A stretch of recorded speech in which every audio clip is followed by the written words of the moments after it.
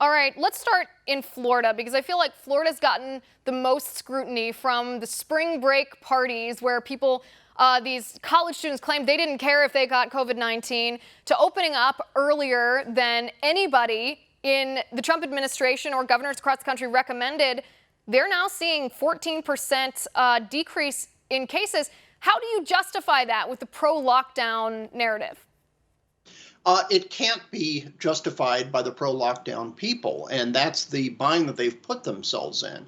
They've preached just kind of this continuing rolling lockdown for the entire nation, whether you're living on a rural farm or living in a big city, like living in the Bronx, say, and everybody has to be locked down interminably. We just had LA County say, oh, we're going to keep extending it for the next few months. But states that have allowed some reopening, like Governor DeSantis in Florida, have been pilloried and their cases are down. They have not had the massive outbreaks to begin with that places like New York City, which did a rigorous but late lockdown, they haven't been affected nearly as badly as states like New York. And these people now are mostly very, very quiet because all their predictions did not pan out. The lockdown was not necessary for Florida. It was not necessary for Georgia, at least at this late stage.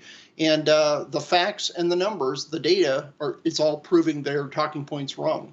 I think this is why I believe the coronavirus crisis has become an ideological fight. Because if this were non-ideological, if both sides, and I'm talking about public health officials, elected politicians, and media pundits, if these folks were looking at the data, looking at the science, we'd look at somewhere like Florida and everyone would say, please teach us your ways. Show us what you did so that we can reopen the economy to the point where it's safe and also protect vulnerable populations, because it looks like what you're doing is working, but we don't see that. Instead, we still see liberal pundits and even liberal politicians criticizing what Florida and Georgia are doing. Florida, by the way, it's important to note that Georgia is seeing the same response because that makes Florida not an isolated incident. It makes it a pattern. Georgia's new cases declined by 12%. They're at their lowest hospitalization rate in a month.